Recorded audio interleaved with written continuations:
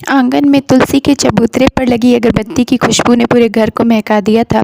कल्पना अभी अभी पूजा करके रसोई घर में गई थी कि दादी माँ ने रोज की तरह चिल्लाना शुरू कर दिया था। अरे ओ कल्पना, पूजा पाठ का ढकोसला खत्म हो गया हो तो चाय मिलेगी कि नहीं? ऐसे भी कौन सा सुख दिया है भगवान ने, उल्टे मेरे हंसते खेलते परिवार की सारी खुशियाँ छीन ली। बोलते हुए दादी माँ ने गुस्से से अपनी भौं सिकोड़ ली थी। कल्पना ने रसोई घर से झांकते हुए कहा, चाय बन गई है दादी माँ, अभी लाती हूँ। माथे पर बिंदी, दोनों कलाइयाँ कांच की चूड़ियों से भरी हुई, लाल रंग के सलवार कमीज में कल्पना किसी नई नवेली दुल्हन सी दिख रही थी। दादी माँ को चाय देकर कल्पना मुड़ी ही थी कि उन्होंने फुसफुसाना शुरू कर दिया। आदमी का तो कुछ अता पता नहीं है, जिंदा भी है कि नहीं, फिर भी न जाने क्यों इतना बन सवर कर रहती है। कल्पना ने सब कुछ सुनकर भी अनसुना कर दिया था, और करती भी क्या। उसके दिन की शुरुआत रोज ऐसे ही दादी माँ के तीखे शब्दों से होती थी। दादी माँ को चाय देने के बाद कल्पना अपने ससुर को चाय देने के लिए उनके कमरे में जाने लगी तो उन्होंने उसे आवाज देकर कहा, कल्पना बेटा, मेरी चाय बाहर ही रख दे, मैं उधर ही आकर पी लूंगा। जी पापा बोलकर कल्पना वापस चली आई थी। कल्पना के ससुर मनोहर जी रिटायर्ड आर्मी ऑफिसर थे। उनका बेटा विनय भी सेना में जवान था। कल्पना विनय की पत्नी थी। 3 साल पहले ही विनय और कल्पना का ब्याह हुआ था, और ब्याह के 2-4 दिन बाद ही विनय को किसी खुफिया मिशन पर जाने के लिए सेना में वापस बुला लिया गया था। इस बात को 3 साल बीत चुके थे, पर अब तक विनय वापस नहीं लौटा था, न ही उसकी कोई खबर आई थी, इसलिए फौज की तरफ से उसे गुमशुदा घोषित कर दिया गया था। विनय के लापता होने की खबर से मनोहर जी की पत्नी को गहरा सदमा लगा था, जिसके चलते वे कोमा में चली गई थी। डॉक्टर का कहना था कि विनय की वापसी ही उनके लिए दवा का काम कर सकती है। कल्पना को विश्वास था कि विनय जिंदा है और एक दिन जरूर वापस आएगा। उसके इस विश्वास को कायम रखने के लिए मनोहर जी पूरा सहयोग देते थे। उन्हें कल्पना का पहन ओढ़कर रहना पसंद था। विनय के हिस्से का लाड़ प्यार भी वे कल्पना पर ही लुटाते थे। कल्पना ने फैशन डिजाइनिंग का कोर्स किया हुआ था। उसकी शादी के कुछ समय बाद ही उसके ससुर ने एक बुटीक खुलवा दिया था। तब दादी माँ ने इस बात का भरपूर विरोध करते हुए कहा था कि समय काटने के लिए घर के काम कम होते हैं क्या? पर मनोहर जी ने उनकी एक ना सुनी थी। सास की बीमारी के बाद घर के कामकाज की पूरी जिम्मेदारी कल्पना के कंधों पर आ गई थी। बुटीक के साथ में घर भी बखूबी संभाल रही थी, पर दादी माँ हमेशा उससे नाराज ही रहती थी। उन्हें कल्पना का साज श्रृंगार करना, गाड़ी चलाना, बुटीक जाना बिल्कुल नहीं सुहाता था। वे कल्पना को ताने मारने का एक भी मौका अपने हाथों से जाने नहीं देती थी। समय बीतता जा रहा था। विनय की मां की तबीयत में कोई सुधार नहीं था। इस बीच कल्पना के माता पिता कई बार उसे अपने साथ घर ले जाने के लिए आए, पर हर बार उन्हें खाली हाथ ही लौटना पड़ा। कल्पना का कहना था कि विनय वापस आएगा तो उसे यहाँ न पाकर परेशान होगा, और उसके परिवार की जिम्मेदारी भी अब मेरी है। अब मेरा ससुराल ही मेरा मायका है। मनोहर जी को कल्पना की ऐसी सोच और समझदारी पर बहुत गर्व होता था। एक दिन मनोहर जी के करीबी दोस्त कर्नल भरत घर आए और बोले, मनोहर, मैं एक प्रस्ताव लेकर तेरे पास आया हूँ। कैसा प्रस्ताव? मनोहर जी ने पूछा। इसके बाद दोनों दोस्तों ने बहुत देर तक साथ में समय बिताया और बातें की। फिर कर्नल भरत जाते जाते बोले, मुझे तेरे जवाब का इंतजार रहेगा। कर्नल भरत के जाने के बाद मनोहर जी काफी दिन तक किसी गहरी सोच में डूबे रहे। कल्पना ने कई बार पूछने की कोशिश की, पर उन्होंने चिंता की कोई बात नहीं कहकर टाल दिया। पर मन ही मन कल्पना के लिए एक बड़ा फैसला ले चुके थे, जिसकी चर्चा कल्पना के माता पिता से करने के लिए आज ही उसके मायके जा रहे थे। कल्पना इस बात से पूरी तरह बेखबर थी। कल्पना के बुटीक जाते ही मनोहर जी घर से निकल गए थे। उन्हें अचानक यूं देखकर कल्पना के माता पिता थोड़े चिंतित हुए थे। कल्पना के पिताजी ने हाथ जोड़कर मनोहर जी से पूछा, आप अचानक यहाँ, सब ठीक तो है ना? हाँ, सब ठीक है, चिंता की कोई बात नहीं। मनोहर जी बोले, मैंने कल्पना के लिए एक फैसला लिया है जिसमें आप दोनों की राय लेना जरूरी था। यह सुनकर कल्पना के माता पिता एक दूसरे की तरफ हैरानी से देखने लगे। कल्पना की मां ने बड़े ही उतावलेपन से पूछा, कैसा फैसला भाई साहब? मनोहर जी ने कहा, कल्पना के दूसरे ब्याह का फैसला। यह आप क्या कह रहे हैं? यह कैसे मुमकिन है? कल्पना के पिता ने हैरानी से पूछा।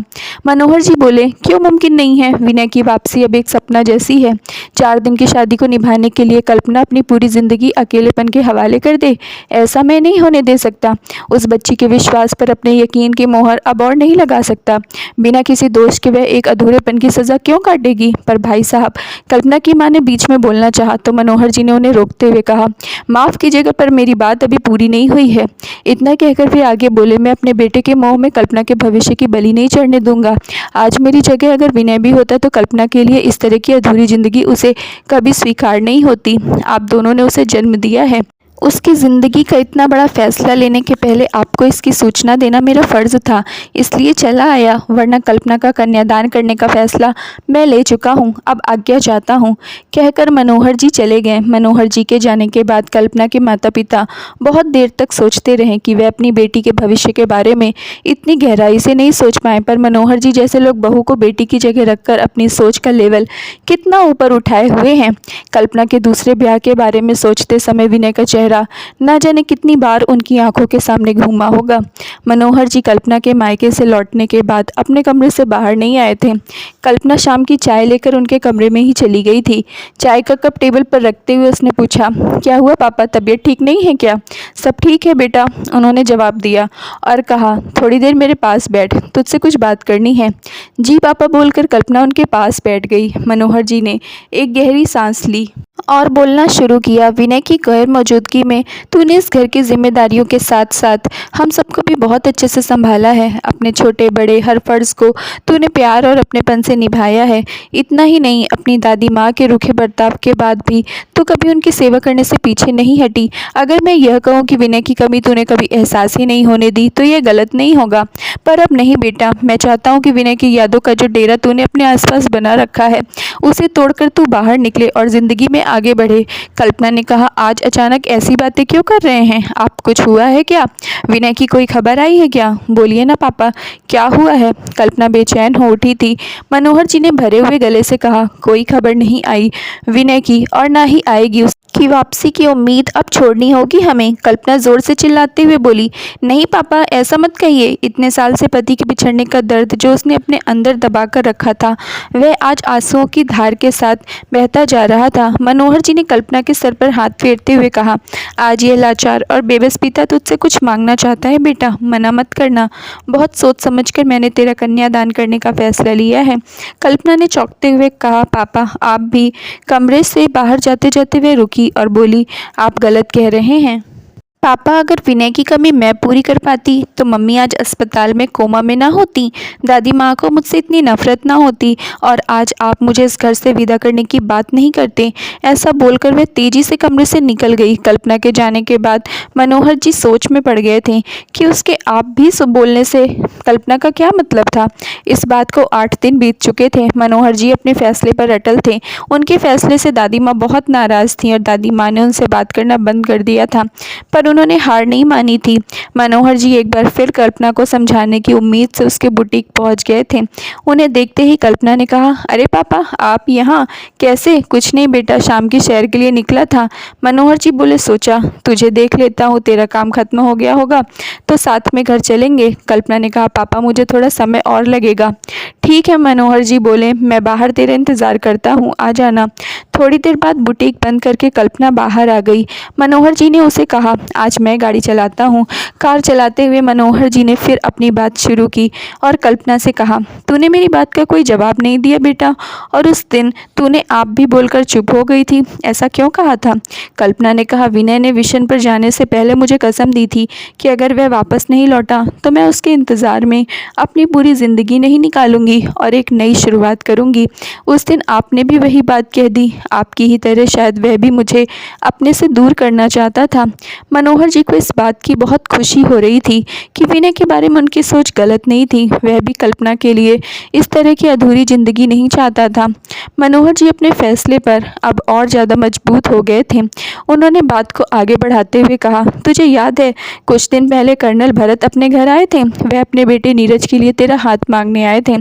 नीरज की पहली पत्नी का शादी के 4 महीने बाद ही देहांत हो गया था।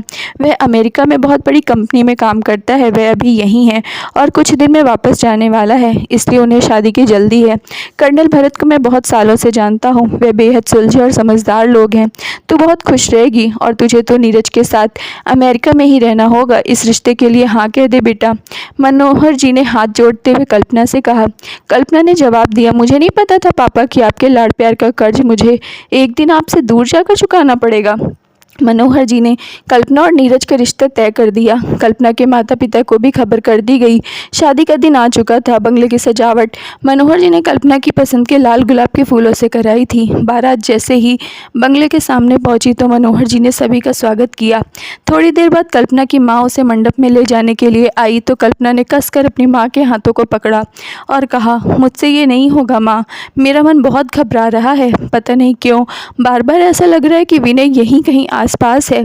मैं किसी और से शादी नहीं कर सकती। यह सब होने से रोक दो माँ। कल्पना अपनी माँ के सामने हाथ जोड़कर रोते हुए बोली और बेसुध होकर ज़मीन पर गिर पड़ी। कल्पना की माँ उसकी बेसुध होने की सूचना देने बाहर आई तो उन्होंने देखा कि फौज की एक गाड़ी बंगले के बाहर आकर रुकी। उसमें से सेना के 2 जवान उतरे। फिर उन्होंने हाथ पकड़कर काला चश्मा पहने एक शख्स को गाड़ी से नीचे उतारा। विवाह समारोह में आए सभी लोगों की नज़रें बड़ी हैरानी से उस शख्स को देख रही थी। उसे देखते ही मनोहर जी की आंखों से आंसुओं का सैलाब उमड़ पड़ा। विनय, मेरे बेटे, तूने बहुत इंतजार कराया। बोलते हुए मनोहर जी ने उसे अपने सीने से लगाकर बेटे की वापसी की तड़प को शांत कर दिया।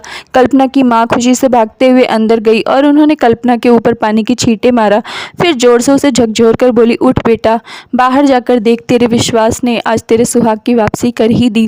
कल्पना सभी मर्यादाओं को लांघती, गिरती पड़ती भागते हुए बाहर गई और विनय से लिपटते हुए फूट फूट कर रोती हुई बोली, आखिर आपने मेरे विश्वास की लाज रख ही ली। विनय शोरगुल की आवाज़ से दादी माँ भी बाहर आ गई थी और विनय को देखकर अपने आंसुओं के भाव को रोक नहीं पाई थी। विनय ने कल्पना से कहा, मेरी वापसी एक अधूरेपन के साथ हुई है कल्पना। लड़ाई में मैं अपनी दोनों आंखें गंवा चुका हूँ। जिसे अब खुद हर समय सहारे की ज़रूरत पड़ेगी तो मैं तुम्हारा सहारा क्या बनूंगा। कल्पना ने चिल्लाते हुए कहा, यह कैसी बात कर रहे हैं आप? हम पूरी ज़िंदगी के साथी हैं। हमें एक दूसरे के सहारे और हमदर्दी की नहीं बल्कि साथ की ज़रूरत है। इतना कहकर कल्पना ने अपना हाथ विनय के आगे बढ़ाया और कहा, आप देंगे मेरा साथ? नीरज इतनी देर से दूर खड़ा होकर सब देख रहा था। उसने विनय का हाथ पकड़कर अपने हाथों से कल्पना के हाथ में दे दिया। कल्पना कर्नल भरत के पास गई और हाथ जोड़कर बोली, मुझे माफ़ कर दीजिए अंकल, इस घर और विनय को छोड़कर मैं कहीं नहीं जा सकती। कर्नल भरत ने भी कल्पना के सर पर हाथ रखकर अपना आशीर्वाद दिया और कहा, मुझे इस बात की बहुत खुशी है कि तेरा विनय तेरे लिए वापस आ गया है। Thank you friends. उम्मीद करती हूँ आप लोगों को स्टोरी पसंद आई होगी। तो प्लीज़ जल्दी से लाइक कर दीजिए, चैनल पर नए हैं तो सब्सक्राइब कर लीजिए और अपनी राय हमें कमेंट बॉक्स में ज़रूर दीजिए। बाय, मिलते हैं नेक्स्ट सस्पेंसिव स्टोरी में।